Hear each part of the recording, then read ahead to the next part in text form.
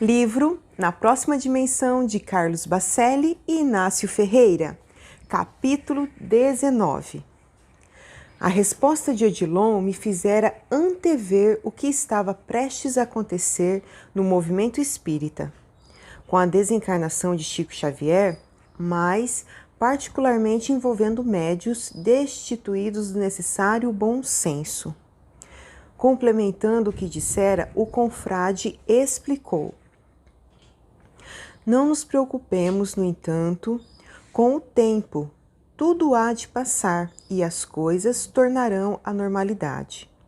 Os acontecimentos exteriores que se prenunciam por toda a humanidade compelirão o homem a se interiorizar cada vez mais. Somente Jesus possui a água que sacia toda a sede. Os que realmente se interessarem em aplicar o Evangelho à própria vida continuarão trabalhando em silêncio.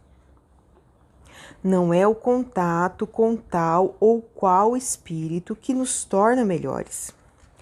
A lição é de todos, mas a sua assimilação diz respeito a cada um.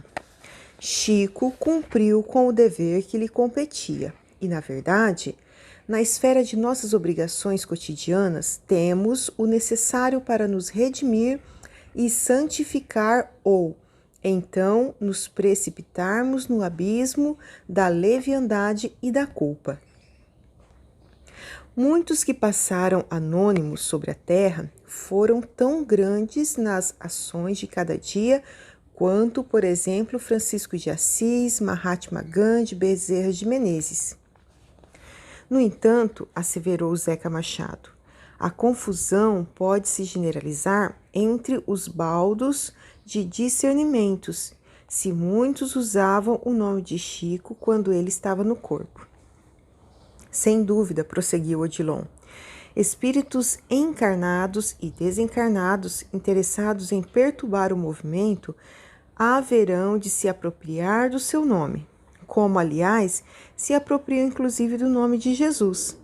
E a imprensa sensacionalista estará a postos para divulgar, manipulando a variedade de médios que acreditam que a intimidade com os espíritos superiores possa, por si só, acrescentar-lhes alguma luz.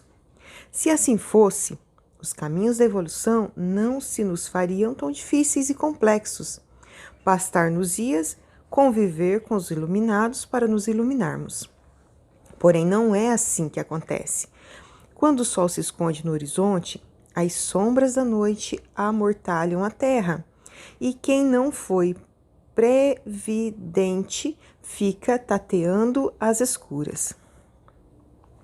A nossa rápida visita a Pedro Leopoldo não podia se alongar. Deveres inadiáveis me esperavam no hospital e havíamos já teorizado bastante. Não é fácil descer do monte da transfiguração com Jesus, tornando ao vale das obrigações imediatas, junto dos homens, nossos irmãos. Se pudéssemos viver para sempre no mundo das ideias, eu, que tinha projetos que abrangiam o universo, deixara um paciente em crise à minha espera. Odilon, Paulino e eu despedimos do anfitrião que nos recebera naquela que fora a cidade natal de nosso Chico Xavier e partimos, empreendendo em completo silêncio a viagem toda. Assim que cheguei ao hospital, Manuel Roberto me inteirou da situação de Nélio, que, embora na sua condição de espírita e de médium, deixara o corpo em estado lastimável. Doutor Inácio, ele não está bem e só pede para vê-lo. Tentei dialogar, acalmá-lo, mas pouco consegui. Nada o demove da ideia de cometer o suicídio. Como se isso lhe fosse possível uma segunda vez, comentei penalizado. Nélio, que vivera em uma das capitais da região norte do país, havia sido um médium promissor. Conhecera a doutrina aos 18 anos de idade e começara a trabalhar entusiasmado. desenvolvendo as suas faculdades mediúnicas, acentuadas no campo da cura. Era requisitado em seus préstimos por muita gente. No entanto, os espíritos com os quais se comprometera em existência anteriores não lhe deram trégua. Para feri-lo mais profundamente, assim que o seu nome ganhou projeção, começaram a assediá-lo, com o evidente propósito de o ridicularizar. Moço simpático e dotado de inegável carisma, expôs-se a situações afetivas que o fizeram descer ladeira abaixo. O seu magnetismo, antes concentrado em benefício dos enfermos, passou a ser utilizado por ele para colimar desejos escusos, manipulando sentimentos e exacerbando paixões ao derredor. O seu poder mental, certamente avalizado pelas entidades infelizes que lhe trataram a queda, era impressionante. Nélio pensava em obter algo ou alguém e o objeto de sua ambição terminava por se lhe render ao envolvimento. Raras mulheres haviam resistido às suas investidas. A força que ele deveria ter canalizado exclusivamente para o bem arrastou-o para o mal e possuiu-o. Sinceramente, eu nunca me deparara com um caso semelhante. Não era um quadro obsessivo comum, pois de há muito os espíritos que lograram dominá-lo tinham se afastado, deixando-o entregue às consequências de si mesmo. Nélio perdera o controle do pensamento e passara a ser vítima contumaz da própria invigilância. Tal desventura, como era de se esperar, o induziu a completo desequilíbrio e daí ao suicídio. Numa tarde, em sua residência, complicando ainda mais a sua situação, ele enforcou-se. Vamos vê-lo, disse eu ao devotado companheiro que na vida maior vinha se dedicando agora ao estudo da psiquiatria aliado ao conhecimento espírita. Manuel Roberto não haveria de ser enfermeiro para sempre. Quando eu, que no futuro almejo vivenciar experiências fora do âmbito da medicina. Tem-se equivocada impressão na Terra que, além da morte, estaremos condenados a ser o que sempre fomos.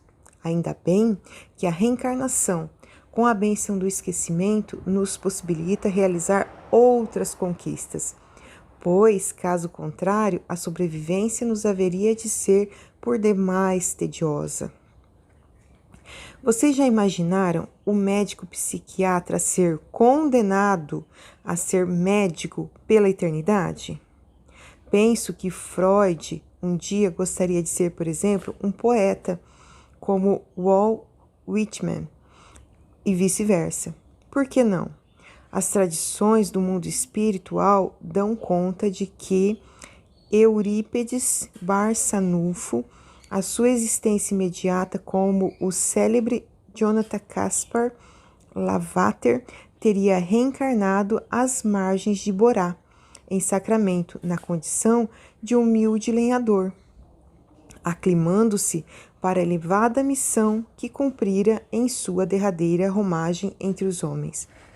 Deixemos, porém, de tantas divagações que, em mim, talvez prenunciem o aparecimento do escritor que eu nunca fui e que, não obstante, sempre quis ser. Nélio, transtornado, estava isolado em um quarto, dentro dos muitos quartos individuais existentes no hospital, sob a minha responsabilidade.